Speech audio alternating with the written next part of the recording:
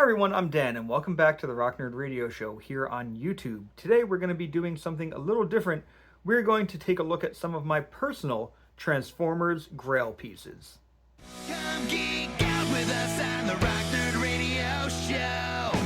Talking about Transformer Grail pieces is something that's going to be different for everybody. Today what I'm focusing on are 5 figures that I consider personal grails, and the reason why I consider them that is because I missed out on them when they were originally released.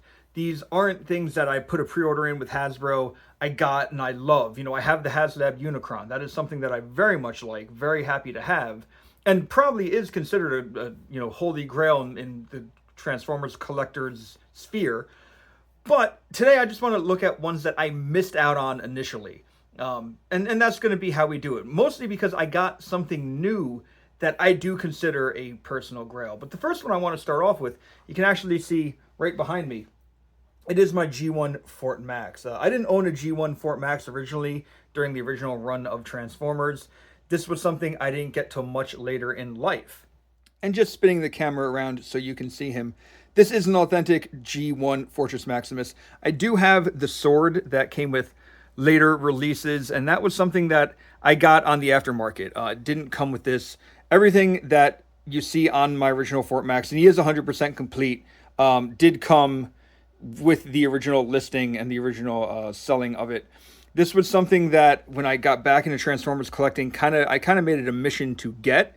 And of course, 3 weeks after I ordered it and got this off eBay, the reissue G1 Fort Max came out, and I was always kind of kicking myself for that because it was a fraction of what I paid for this.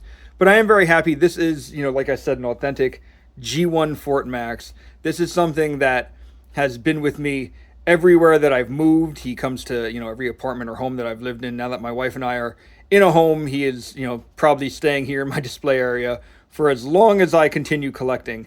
But this is the first Grail I wanted to talk about. This was probably one of the ones that kind of started me off on a path of making sure I have, or of getting Transformer Grails.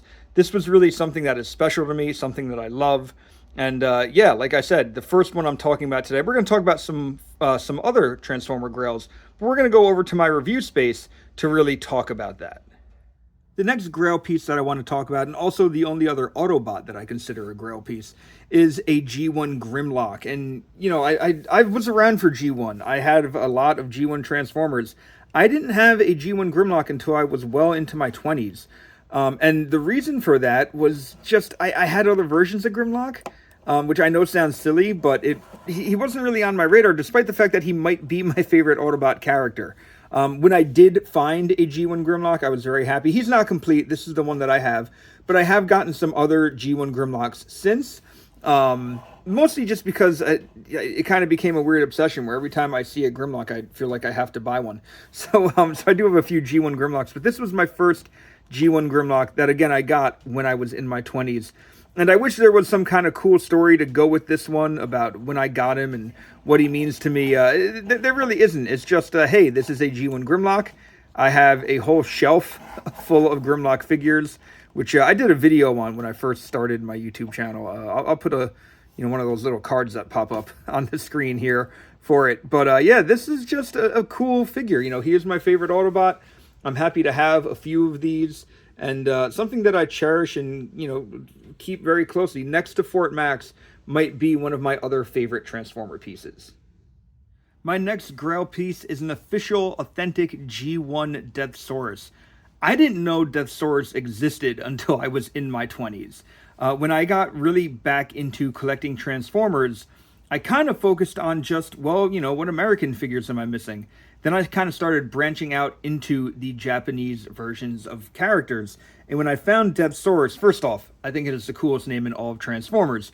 But I was infatuated with this character. I became obsessed with knowing everything I could. And at the time, just being able to watch clips of Transformers Victory on YouTube and things like that. And I scoured eBay for a Deathsaurus. And I remember finding one. I got this one at a really good price, at least I felt. I want to say I paid about $70 for him. Now, he is incomplete. He doesn't have his breast force partners. And the shield that you see and gun that he's holding are reproduction pieces. They aren't official, G1 actual Deathsaurus pieces. but they fit well enough and they look good. This is another figure, much like that G1 Fortress Maximus, who everywhere that I've moved, he's gone with me. He's been on display in everywhere that I lived. You know, I got him when I still lived with my parents, and he was a prominent figure on my Decepticon display then. Now I do have the HasLab Deathsaurus in my Transformers Victory display of Decepticons, but my G1 Deathsaurus has still been out this entire time. He just is somewhere else in my display down here in my basement kind of display room office area. But this is a really cool figure, one that I'm very happy to have gotten. And like I said, even if he is incomplete, I'm still very happy. But like I always just loved like how, you know, he's got like the translucent part here covering his eyes, like almost like a battle mask of some kind. He's got those nice red eyes. This always looks like a crown to me. Just spinning this character around so you can see, you know, his stickers are in pretty good condition, all things considered, how old they are, and the fact that I got this off eBay. But you know, the wings still look very good.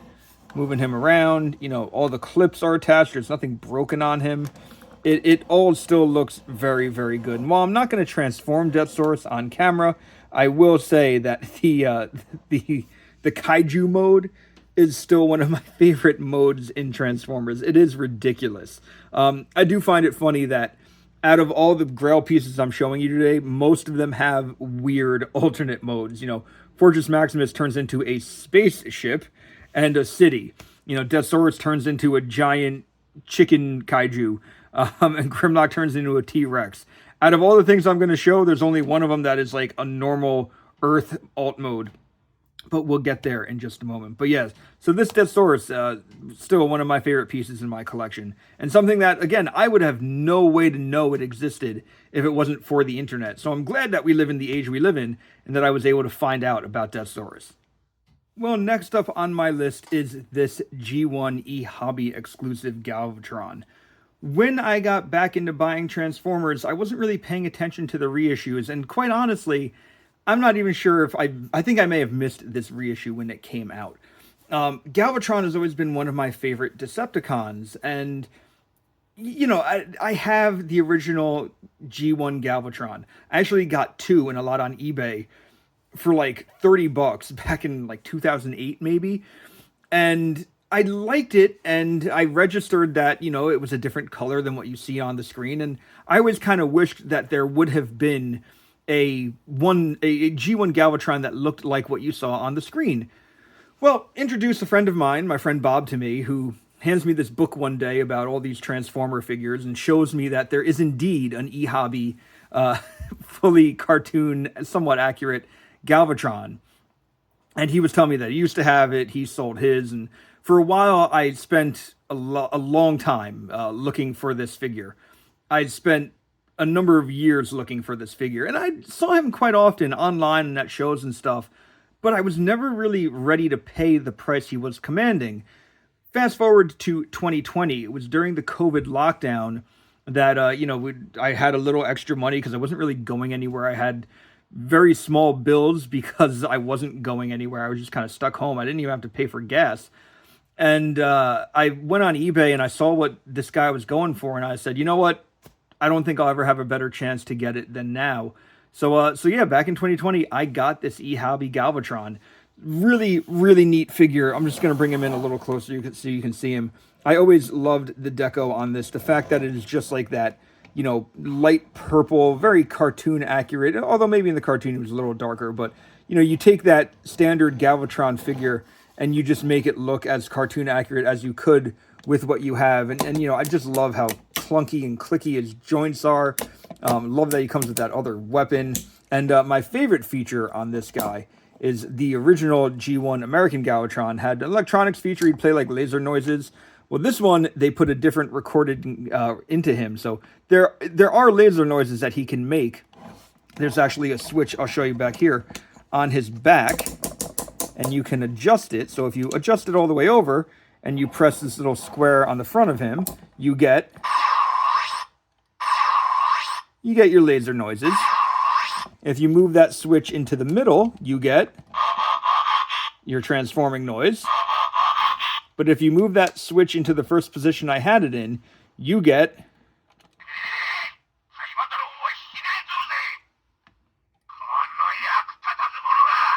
you get dialogue from the original Transformers cartoon as it was dubbed in Japan, I believe. And he does say a number of different things.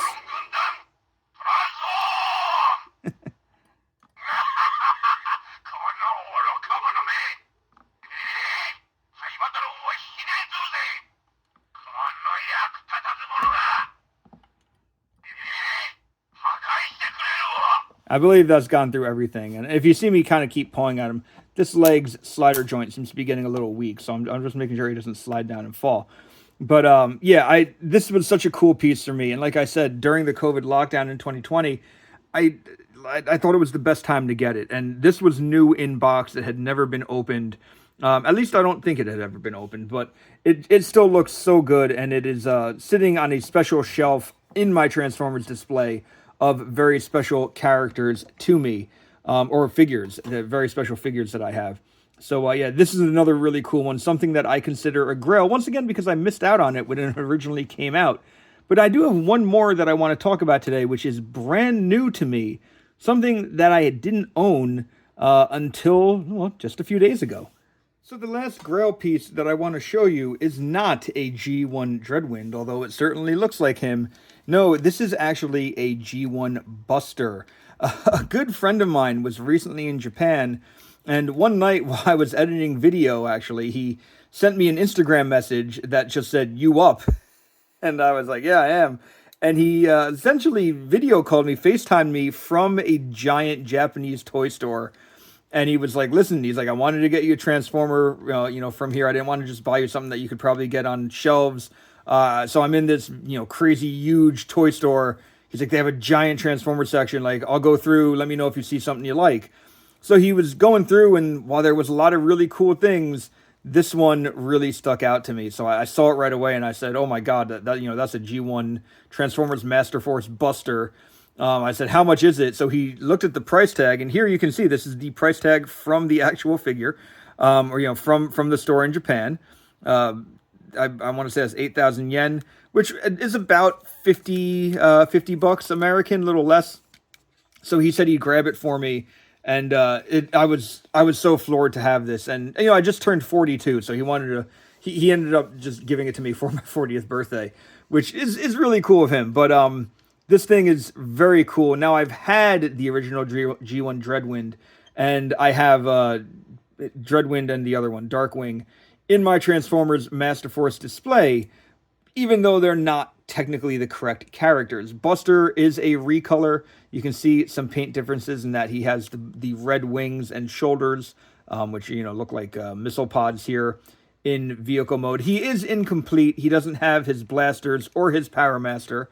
But what I am going to do is transform him real quick so you can see what he looks like in his robot mode.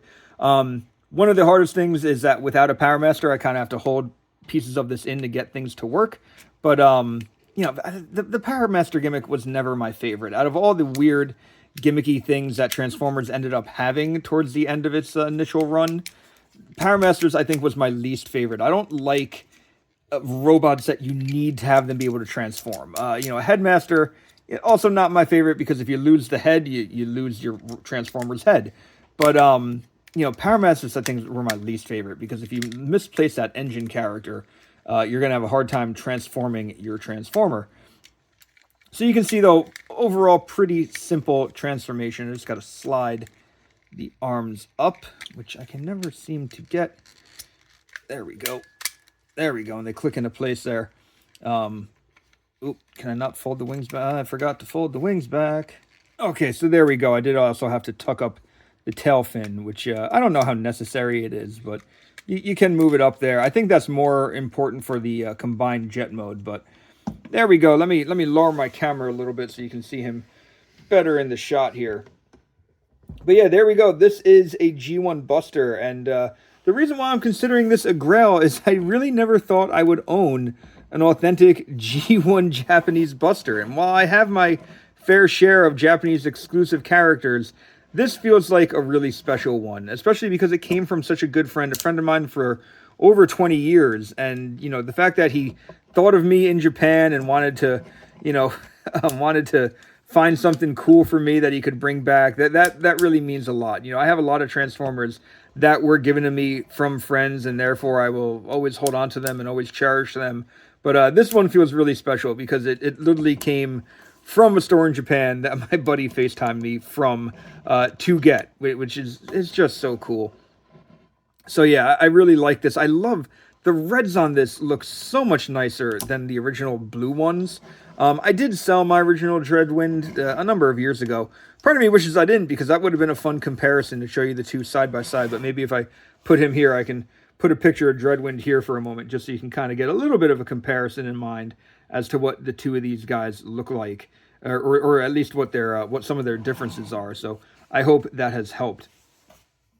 But anyway, yeah, Buster here, really cool. Now it is my mission to find a G1 Master Force Hydra. If I can find Hydra and have these two guys together, that would look really cool. He is going to go on my Master Force shelf because, like I said, right now I have the Power of the Primes versions of Dreadwind and Darkwing on the shelf as like the kind of stand-ins, which I'm also surprised we didn't get like a Generation Selects version of those two guys in their Master Force color schemes. Something tells me that if we ever get a new Dreadwing and Darkwind, that will probably end up getting their Master Force colors somewhere down the road. I could see that happening, and I would certainly hope that that happens as well. But in the meantime, I'm considering this one of my Transformer Grails. So let me know, do you have any Grail piece Transformers in your collection? Anything that you may have missed out on when they were originally released that you got later on and you consider a Grail? I would love to know what you have. I would love to have a discussion about that. And like I said, you can always check out the Rock Nerd Radio Show on Instagram. That's probably the best place to reach out to me. That is where I post a lot of photos of things that I've gotten. And you can also check out the Rock Nerd Radio Show podcast. It is a weekly podcast hosted by me and my friend Vinny, where we talk about all different aspects of pop culture, and we would love it if you tuned into that. So, hey, thanks for checking out this video. Until next time, I've been Dan, you've all been pretty awesome, and I'll see you around.